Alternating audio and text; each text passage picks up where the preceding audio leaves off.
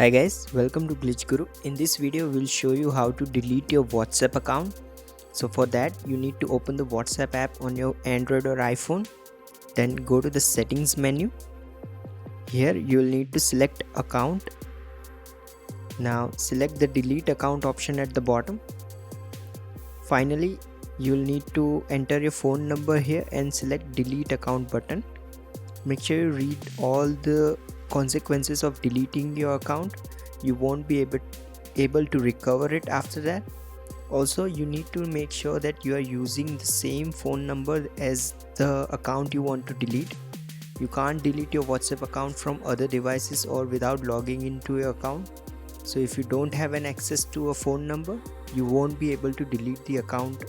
If you have any questions about this, feel free to ask them in the comments below, and don't forget to subscribe.